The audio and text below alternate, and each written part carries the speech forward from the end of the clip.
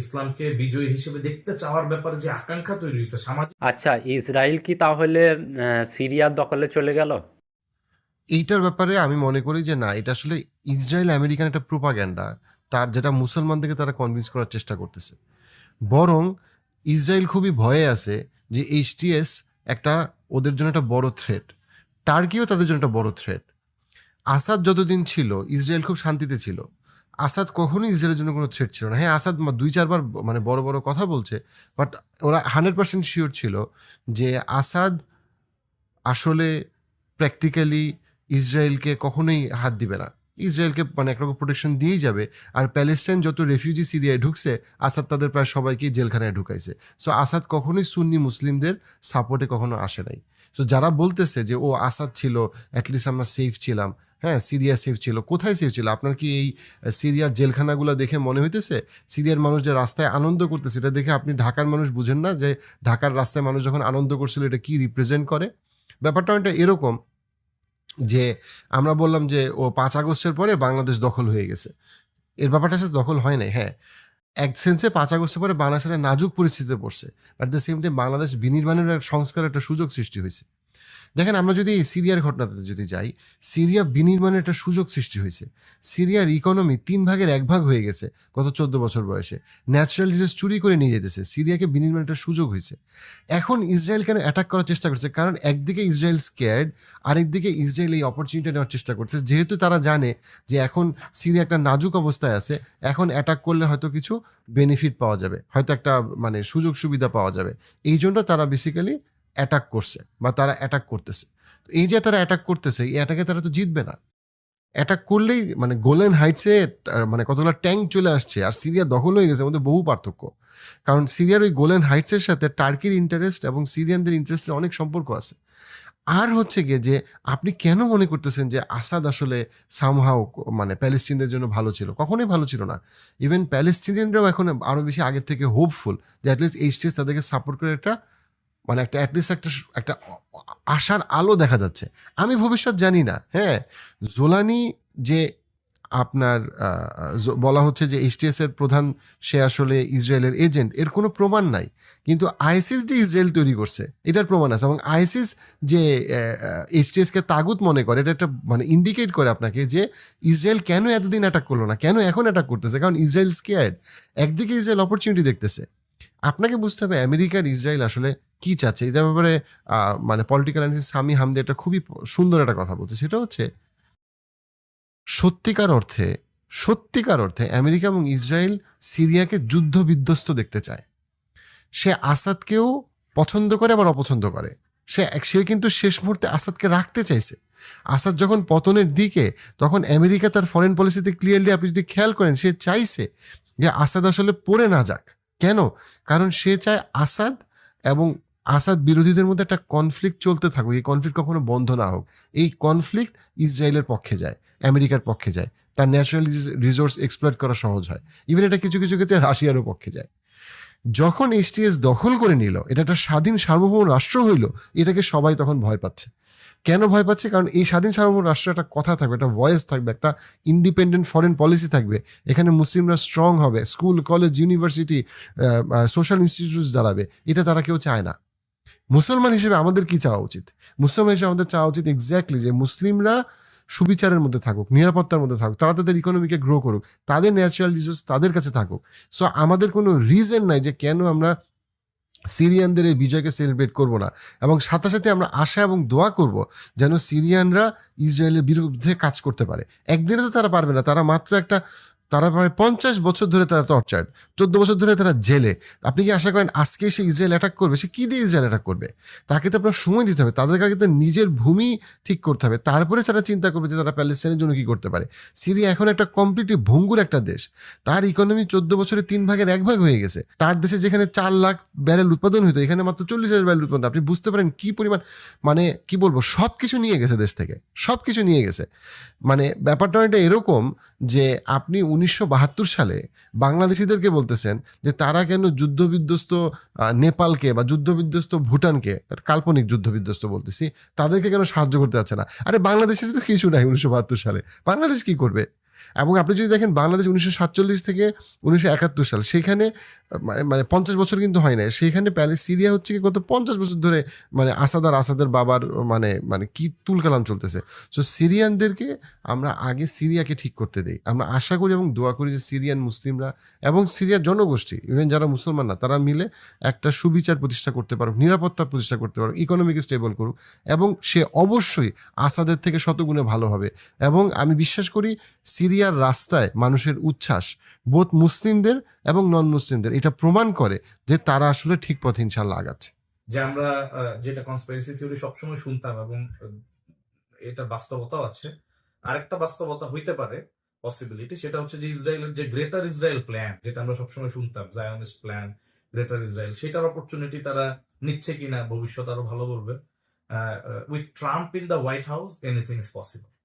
Trump এখন white হাউসে আসতেছে এবং আমি আমার ইসরায়েল আলোচনায় দেখাইছিলাম যে ইসরায়েলের ভিতরেই রাইট উইং এক্সট্রিমিস্ট গ্রুপের উত্থান হয়েছে, এবং কেন হয়েছে আমি সেখানে আপনার বিভিন্ন ইসরায়েলি যেই মানে বক্তারা ছিলেন, তাদের যে আইডিওলগ ছিলেন, কাহানিস্ট থট কিভাবে বিস্তৃত হয়েছে গত 20-30 বছরে, এবং ইতমার বেন গভীর এবং তার পার্টি ওতমা ইয়াহুদি, তারা কিভাবে এক্সট্রিম থেকে এক্সট্রিম হচ্ছে, তারা মানে গ্রেটার ইসরায়েল প্রতিষ্ঠা করার জন্য আরো মানে deep inside Syria, deep inside Egypt, মানে ওই যে নাইল থেকে একেবারে তাদের নদী থেকে সমুদ্র পর্যন্ত গ্রেটার ইসরায়েল, সেটা তৈরি করতে চাবে কিনা with Trump in the white house for next 4 years, আল্লাহু আলাম, আমরা দেখি।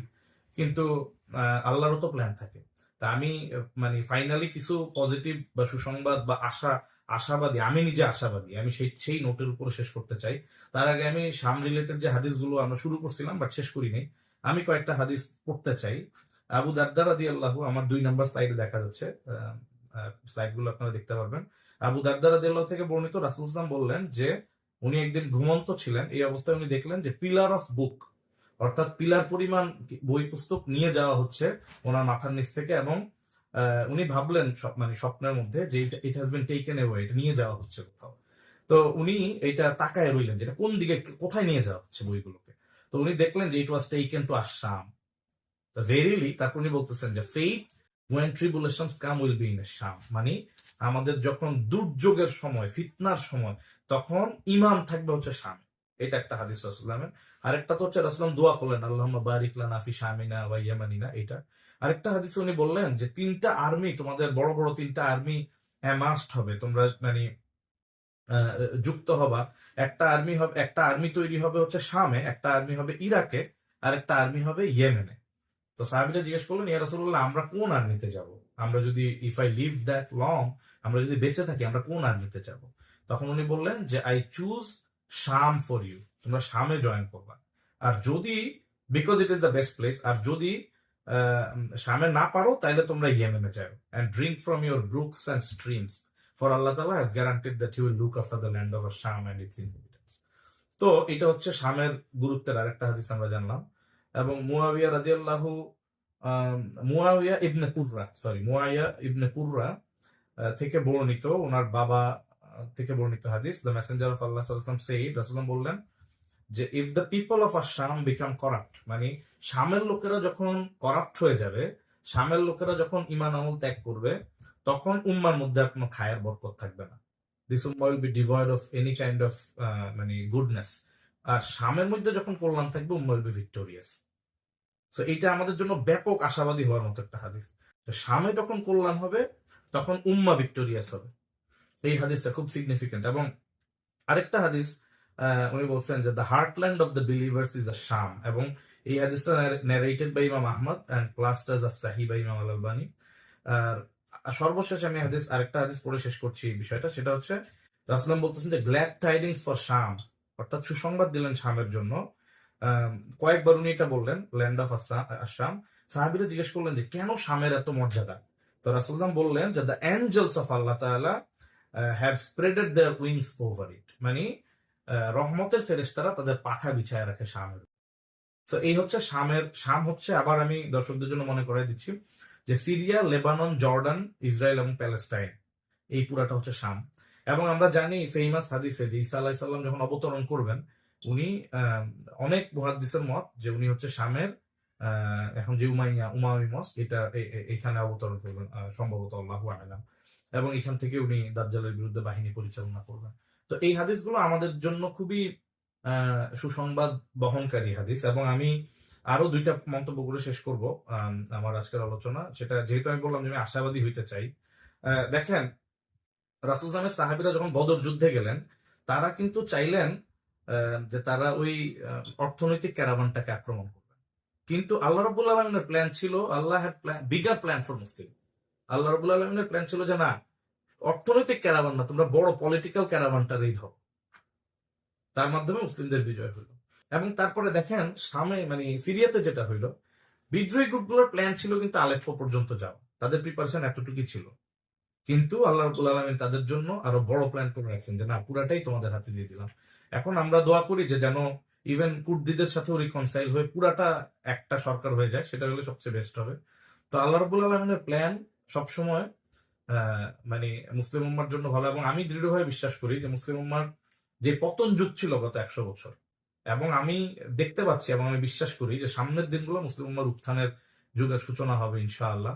কারণ সামাজিকভাবে পলিটিক্যাল উত্থানটা বা বিজয় তো সবসময় সবচেয়ে পরে হয়, কিন্তু সামাজিকভাবে আপনি মুসলিম উম্মার দিকে যদি তাকান, যুব সমাজের মধ্যে, ইয়াং জেনারেশনের মধ্যে ইসলাম চাওয়া, ইসলাম পালন করা, ইসলামকে জাহির করা বা ইসলামকে বিজয়ী হিসেবে দেখতে চাওয়ার ব্যাপারে যে আকাঙ্ক্ষা তৈরি হয়েছে সামাজিকভাবে, তারা যত সোশ্যাল অর্গানাইজেশন হচ্ছে ইসলামের নামে, আনথিঙ্কেবল। ইভেন আমরা আমাদের জেনারেশনে, আমি 15 বছর আগে একটা ইউনিভার্সিটিতে ইসলামের নামে প্রোগ্রাম হবে, ইট ওয়াজ আনথিঙ্কেবল। এখন আমরা দেখতেছি আলহামদুলিল্লাহ হচ্ছে। এটা শুধু বাংলাদেশে না, this is the situation around the globe. আমরা দেখতেছি যে নিউ ইয়র্কের টাইম স্কোয়ারে এত বিরাট আপনার তারাবির নামাজ হয়। এটা চিন্তা করা যায়? কখনো কেউ ভাবছে যে টাইম স্কোয়ারে নামাজ হবে? এবং এখানে প্যালেস্টাইনের প্রসঙ্গে আমি আমাদের দোয়ায় যেন প্যালেস্টাইনও একই সাথে সবসময় থাকে, কারণ তারা হচ্ছে সবচেয়ে বেশি স্যাক্রিফাইস উম্মার জন্য করে যাচ্ছে গত 80 বছর, 70, 75 বছর ধরে। সো প্যালেস্টাইনের গাজায় 7 অক্টোবরের পর থেকে যা হইল, এটাকে আমি এইভাবে দেখি যে তাদের অনেকে অনেকে ওইটা নিয়েও বলবে যে তারা কেন এটা করলো, একটা জনপদ শেষ হয়ে গেল এটার ফলশ্রুতিতে। আমি এটাকে এইভাবে দেখি, সেটা হচ্ছে যে আপনার আসহাবুল উকদুদের যে বালক, সেই বালকের যে ত্যাগ কোরবানি ছিল, নিজের জীবনকে সে বিলাই দিছিল, আমি ঠিক সেইভাবে হচ্ছে যে গাজাবাসীর ত্যাগ কোরবানিটাকে দেখি। সেটা কিরকম, আপনারা আসহাবুল উকদুদের ঘটনাটা জানেন যে সেই বালক, লম্বা স্টোরি, পুরাটা বলার সুযোগ নেই, কিন্তু ওই বালক দরবেশের কাছেও যাইতো, জাদুকরের কাছেও যাইতো জাদু শিখতে, এবং পরবর্তীতে সে মুসলিম হইল। সে একটা বিশেষ, তার ইমান আমলের তরফ এত হইলো, আল্লাহ তাকে একটা স্পেশাল স্ট্যাটাস দিলেন। এবং তারপরে তার সেই স্পেশাল মাকামে ওই রাজার যে উজির, সে তার চোখ অন্ধ ছিল, সে একদিন আসলো যে তুমি তো ভালো জাদু জানো, তুমি আমাকে সুস্থ করে দাও। সে বললো যে না, জাদুর বলে কিছুই হয় না, আমি মহান রবের দোয়া পড়ে ফু দিচ্ছি, রব চাইলে তুমি সুস্থ হয়ে যাবা। তারপরে সে, তার চোখ ভালো হয়ে গেল, সে মুসলিম হয়ে গেল। রাজার সামনে যে সে বললো, রাজা বলতেছে দেখছো আমার জাদুকর কত ভালো। ওই লোক বললো যে না, এটা জাদুর ফলাফল না, এটা হচ্ছে আল্লাহ রব্বুল আলমিনের অনুগ্রহ। তো তারপরে তাকে তো মেরে ফেললো, এবং তার মারার আগে তার কাছ থেকে মানে অনেক অত্যাচার করে মানে জেনে নিল যে তোমাকে কে শিখাইলো এগুলা, বলে দিল এই ছেলের কথা। তো এই ছেলেকে রাজা তারপরে মারতে একবার পাঠাইলো পাহাড়ের উপর, একবার পাঠাইলো সাগরে। পাহাড়ের উপর যখন পাঠাইলো, সেই ছেলে এমন ভাবে দোয়া করলো যে রব্বুল আলামিন, আপনার দিনকে বিজয় করার জন্য, আপনার দিনকে গালিব করার জন্য আপনি আমাকে বাঁচান।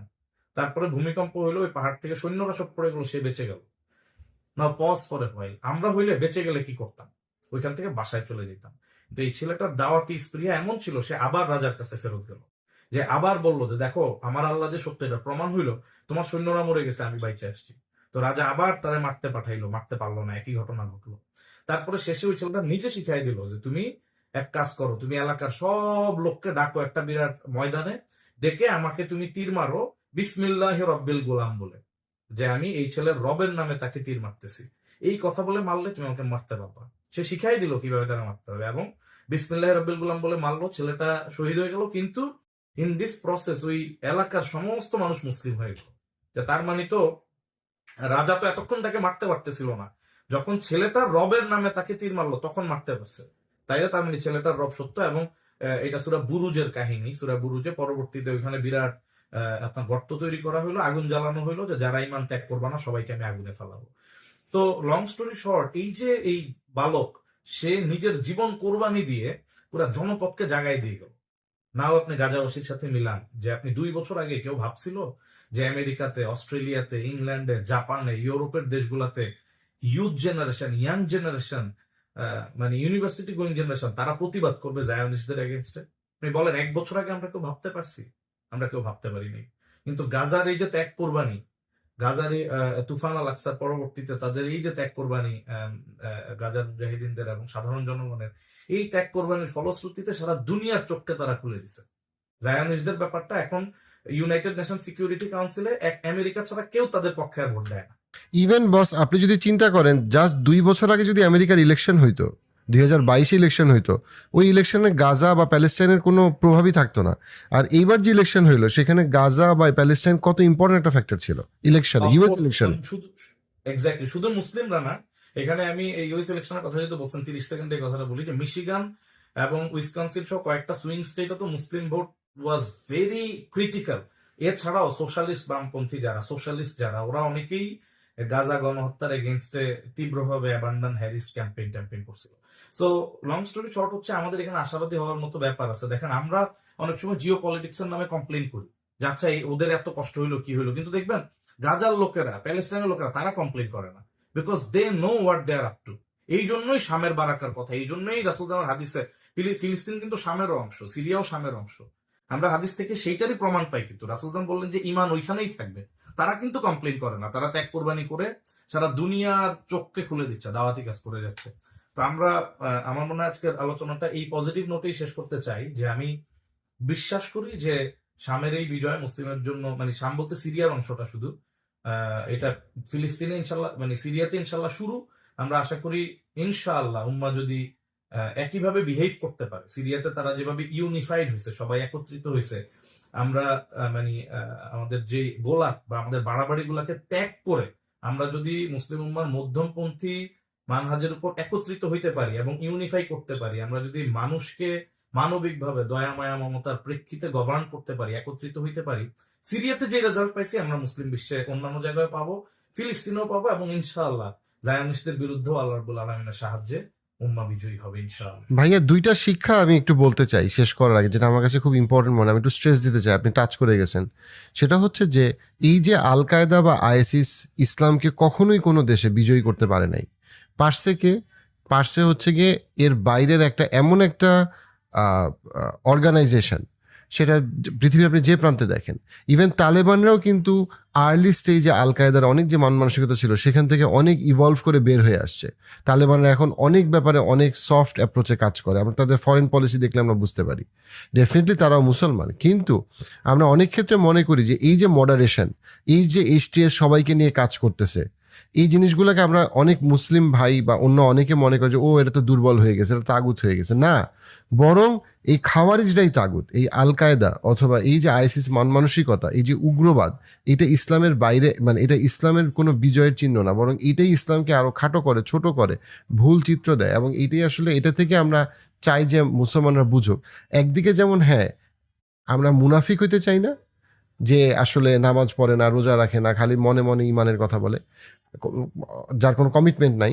আবার আরেক দিকে আমরা কোনোভাবেই খাওয়ারিজ হতে চাই না, যে সবাইকেই তাগুত মনে করে, দুর্বল মুসলমানদেরকে সে ইসলামের বাইরে মনে করে, সবসময় সে যুদ্ধ খোঁজে, সব জায়গাতে সে যুদ্ধ খোঁজে, সব জায়গায় সে যুদ্ধের চিন্তা করে, সবসময় সে মনে করে সব কিছুর সমাধান সব জায়গায় সব অবস্থায় রক্তপাত ছাড়া সে অন্য কোনো soft power, diplomacy, strategic alliance, এগুলোকে সে সব কিছু মনে করে যে ফালতু, আননেসেসারি।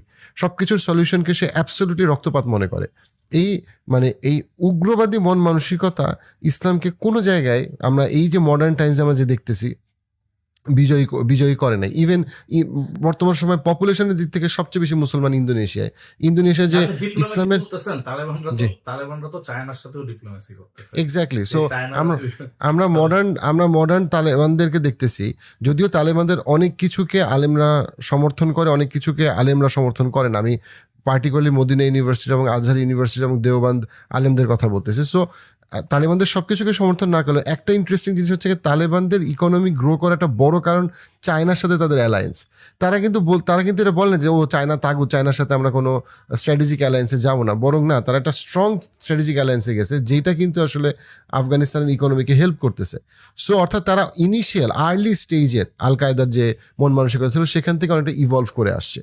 যদি এখনও অনেকগুলো বিষয় আছে যে বিষয়গুলো সামনে সময় বলে দিবে যে কিভাবে কি সুরাহা হয়।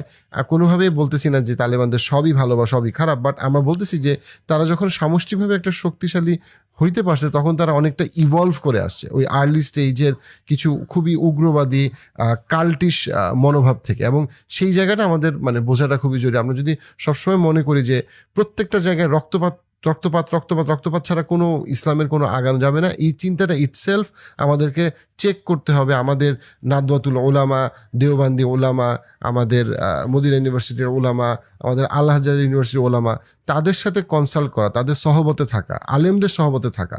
হ্যাঁ, আমার একটা জিনিস মনে হইতেছে, খুব ভালো লাগতেছে, স্বপ্ন হইতেছে, এবং আমি যা করলাম না, আলেমদের সহবতে থাকা। তখন আমরা দেখবো, এখন কিন্তু আমরা কি দেখতেছি, বৃহত্তর ওলামারা কিন্তু এই স্টেজকে আমরা ক্লিয়ারলি দেখতেছি, তারা কিন্তু দোয়া করতেছে, সমর্থন করতেছে, এই যে অগ্রযাত্রার সাথে কিন্তু তারা আছে। ইভেন বাংলাদেশে আমরা যদি 5 আগস্টের কথা বলি, আমরা কি দেখছি, বাংলাদেশে বৃহত্তর ওলামা কিন্তু এটার সাথে ছিল। আবার আমরা যখন হোলি আর্টিজনের ঘটনা দেখছি বাংলাদেশে, আমরা দেখছি বৃহত্তর ওলামা ক্লিয়ারলি হোলি আর্টিজনের বিরোধী ছিল। এগুলো ইন্ডিকেট করে যে বৃহত্তর ওলামাদেরকে, আমি বলতেছিলাম আলেমরা যা কিছু করে প্রত্যেকটা মুহূর্তে তারা সব ঠিক করে, বাট আমি বলছি বৃহত্তর ওলামার যে কি বলবো, যে সামষ্টিক যে পজিশন, সেই পজিশনকে রেসপেক্ট করার একটা মানে কি বলবো, মানে মানে অসীম গুরুত্ব আছে, স্পেশালি মুসলিম যুবক যুবতীদের জন্য। আমি যদি মনে করি বৃহত্তর উলামারা কিছুই পারে না, সব আমি বুঝি, দেন প্রবলি আমি ভুল করতেছি বড়সড়। আরেকটা যেটা বিষয় আমি মানে শিক্ষা হিসেবে খুব বলতে চাই, সেটা হচ্ছে গিয়ে যে আমরা মুসলমানরা অনেক সময় খালি চিন্তা করি, আচ্ছা আমরা মানে মুসলিমরা কার সাথে থাকবে, আর কি আমেরিকার সাপোর্টে থাকবে নাকি চায়নার সাপোর্টে থাকবে আগাবে, না রাশিয়ার সাপোর্টে আগাবে। কিন্তু আমরা ভুলে যাই যে এই প্রত্যেকটা মানে শক্তিশালী বলয়, এরা আসলে নিজেদের স্বার্থ নিয়ে চিন্তা করবে। হ্যাঁ, প্যালেস্টাইনে হয়তো রাশিয়া আমাদেরকে কোনো তার জিওপলিটিক্যাল স্বার্থের জন্য সাপোর্টে আছে, কিন্তু সিরিয়াতে আমরা কি দেখলাম, রাশিয়া কিন্তু আমাদের সাপোর্টে নাই। প্র্যাকটিক্যালি মুসলিম উম্মা সাপোর্টের প্রথম সাপোর্ট হচ্ছে কি আমাদের সাথে আল্লাহর সম্পর্ক। আমরা হ্যাঁ স্ট্র্যাটেজিক অ্যালায়েন্স থাকবে, স্ট্র্যাটেজিক বিভিন্ন মানুষের সাথে বা বিভিন্ন দেশের সাথে সম্পর্ক থাকবে, কিন্তু দিনের শেষে আমরা যদি মুরগি হই, কেউ না কেউ আমাদেরকে গ্রিল করে এসে খায় ফেলবে। আমরা যদি নিজেরা মানে নিজেদেরকে ঐক্যবদ্ধ না করি, মানে কোনো পার্টিকুলার ইস্যুতে স্ট্র্যাটেজিতে, মানে আমরা যদি ঐক্যবদ্ধ না হই, এই যে সিরিয়াতে আমরা দেখলাম, আপনি এটা স্ট্রেস করছেন, আমি আবারও স্ট্রেস করতেছি, যে মুসলিমরা যখন ঐক্যবদ্ধ হয়েছে, পাকিস্তান যখন ঐক্যবদ্ধ হবে, মুসলিমরা বাংলাদেশে যখন ঐক্যবদ্ধ হবে, যখন সিরিয়াতে ঐক্যবদ্ধ হয়েছে, আমার শক্ত বিশ্বাস যে ইজিপ্টের মুসলমানরা ঐক্যবদ্ধ হবে এবং সিসির পতন হবে, খুব দ্রুত সিসির পতন হবে 1-2 বছরের মধ্যে, এবং সেটাও মুসলিমদের একটা মুক্তির শুরু হবে। তো অর্থাৎ মুসলমানরা যখন একত্রিত হবে এবং তারা যখন ওই দেশের জিউদের সাথে, খ্রিস্টানদের সাথে, যারা সমমনা, ইভেন যারা দুর্বল মুসলমান, তাদের সাথেও যখন একত্রিত হবে কোন একটা পার্টিকুলার ইস্যুতে, ওই ঐক্যটাকে অন্য কেউ ভাঙতে পারবে না। ওই ঐক্যটার একটা পাওয়ার আছে, যে পাওয়ারটা, হ্যাঁ তারপরে বিদেশি অনেক শক্তি এসে বেনিফিট নেওয়ার চেষ্টা করে, বাট দিনের শেষে ওই ঐক্যটার কোনো বিকল্প নাই, যে ওই দেশের ওই এলাকার মানুষরা একটা পার্টিকুলার ইস্যুতে বা কজে ঐক্যবদ্ধ হচ্ছে এবং তারা বুঝতেছে যে ওই ঐক্যটা আসলে আমাদের জন্য বৃহত্তর স্বার্থে আমাদের জন্য ভালো। ওই জিনিসটাকে মাথায় রাখাটা আমাদের জন্য খুব ভালো। আমরা যদি খালি কোনো পরাশক্তির সাপোর্টে নিজেদেরকে বড় করতে চাই, দেন আসলে পরাশক্তিরা তাদের স্বার্থের জন্য সাপোর্ট দিবে, আবার স্বার্থের জন্য পিছনে ছুরি মারবে। এটাই হচ্ছে গিয়ে স্বাভাবিক, কারণ সে ফরেন পলিসিতে স্বার্থ ছাড়া আর অন্য কোনো প্রিন্সিপাল বা অন্য কোনো কিছুর কোনো মূল্য নাই।